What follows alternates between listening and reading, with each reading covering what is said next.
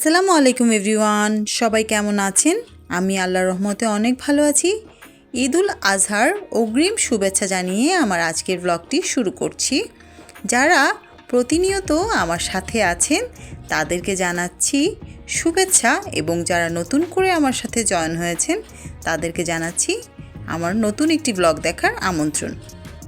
আজকের ব্লগটি অনেক সুন্দর হতে যাচ্ছে, তো আপনারা আশা করছি পুরো ভিডিওটা আমার সাথেই থাকবেন। আজ থেকেই আমার মেয়ের স্কুল বন্ধ হবে, কিন্তু আজকে যেহেতু স্কুল ছিল তো সকাল সকাল তাকে স্কুলে পাঠিয়ে দিয়ে আমি এখানে নাস্তার প্রিপারেশান নিচ্ছি। আমার হাজব্যান্ডের জন্য নাস্তা রেডি করে আমিও নাস্তা খেয়ে নিলাম আর বসে গেলাম কড়া 1 কাপ চা নিয়ে। এই চাটা না হলে আমার সারাটা দিন চলতে চায় না। তো ঘরের অনেক কাজকর্ম ছিল, রান্নাবান্না সব কিছু শেষ করে আমি একটা ম্যাঙ্গো জুস তৈরি করলাম। এটা হচ্ছে ফ্রোজেন, আমি আমগুলোকে কেটে ফ্রোজেন করে রেখেছিলাম, সেটা দিয়ে আমি একটা ম্যাঙ্গো জুস তৈরি করেছি। তো সারাদিন অনেক ব্যস্ততায় গিয়েছি, সব কিছু আমি আসলে ফুটেজ নিয়ে রাখতে পারিনি, ভিডিও করতে পারিনি। তো বিকালে আমি একটা নাস্তা তৈরি করেছি, এটা হচ্ছে গুলগুলা, আমার খুব পছন্দের একটি নাস্তা।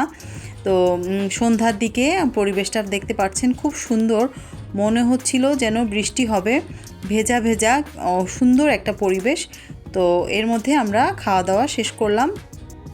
তো বিকেলের খাওয়া দাওয়া শেষ করার পর সন্ধ্যার দিকে আমার হাজব্যান্ড বলল যে একটু বাইরে যেতে চাচ্ছে, তো আমিও ওর সাথে চলে গেলাম। তো হঠাৎ করে আমাদের কোনো রকম প্ল্যান ছাড়াই আমরা চলে গেলাম আড়ংয়ে। তো যেহেতু ঈদের আর 2 থেকে 3 দিন বাকি, আড়ংয়ে প্রচণ্ড ভিড় ছিল, মোটামুটি রাশই ছিল। তো আমি ভালোভাবে ঘুরে দেখতে পারিনি, তবু যতটুকু সময় নিয়ে পেয়েছি আমি কিছুটা ফুটেজ নিয়ে রেখেছি আর কিছু শপিং করেছি, ছোটোখাটো কিছু শপিং। এই শপিংগুলো আমি আপনাদের সাথে ভিডিওর শেষে আপনাদের সাথে বাসায় গিয়ে শেয়ার করব। তো আমরা আড়ংয়ের কেনাকাটা শেষ করে চলে গেলাম একটু 14 নম্বরের দিকে। তেমন কোনো প্ল্যানিং নেই, জাস্ট একটু ঘোরাঘুরি করা, খাওয়া দাওয়া করা। এই বাচ্চাদেরকে বাসায় রেখে এসেছি, তো একটু টেনশনও হচ্ছিল। তারপরও এইভাবে রাতে ঘুরতে আমার খুব বেশি ভালো লাগে। আমার সবসময়ই রাতে রিক্সায় ঘুরতে খুব ভালো লাগে। আর যেহেতু ঈদের বাকি নেই, 2 থেকে 3 দিন সময় আছে ঈদের, তো প্রচুর রাশ ছিল রাস্তায়, কিন্তু খুব ভাল লাগছিল ঘুরতে। তো আমরা একটু হালকা পাতলা নাস্তা খাওয়া দাওয়া করলাম, যেহেতু প্রায় এখন 9:30 থেকে 10টার মতন বাজে। তো যেহেতু অনেক রাত হয়ে গিয়েছিল তো খিদেও লেগেছিল, তো একটু বাইরে খাওয়া দাওয়া করে নিলাম। আর এই জায়গাটা হচ্ছে অনেকেই চিনতে পারেন, এটা আমার হাজব্যান্ড সবসময় এখানে চা খায় এবং ওরা আড্ডা দেয়। তো ও যেখানে চা খায় সেখানে আমাকে নিয়ে গিয়েছে, ওদের একটা স্পেশাল চা আছে, ওটা খাওয়াতে। আমার কাছে এরকম টং দোকানে বসে চা খেতে খুব বেশি ভালো লাগে। তো চাটা খাওয়ার পর আমরা বাসার দিকে রওনা হচ্ছিলাম। তো যতটুকু রাস্তা আমি রিক্সাতে ঘুরছিলাম, আমার খুব ভালো লাগছিল।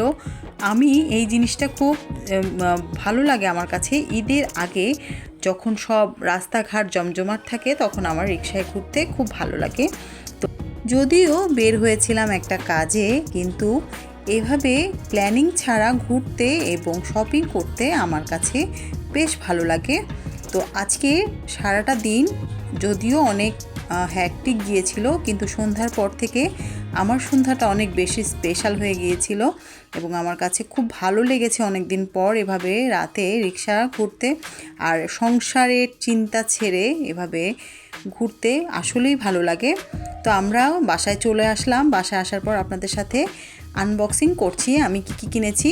যদিও আমার প্ল্যান ছিল না, তারপরও যেহেতু আড়ংয়ে গিয়েছিলাম, আড়ংয়ের মাটির জিনিসগুলো আমার কাছে খুব বেশি ভালো লাগে, অনেকটা ইউনিক হয়। এমনিতে বাইরে মাটির জিনিস পাওয়া যায়, কিন্তু আড়ংয়ের জিনিসগুলো একটু ইউনিক থাকে। এই জন্য আমার কাছে আড়ংয়ের এই মাটির জিনিসের যে সেকশনটা আছে ওখানে গেলে আমি চোখ ফেরাতে পারি না।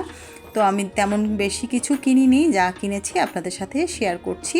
তা আমার কাছে খুব ভালো লেগেছে আজকে সারাটা দিন। আমার আজকের ব্লগটি আপনাদের কাছে কেমন লাগলো আশা করছি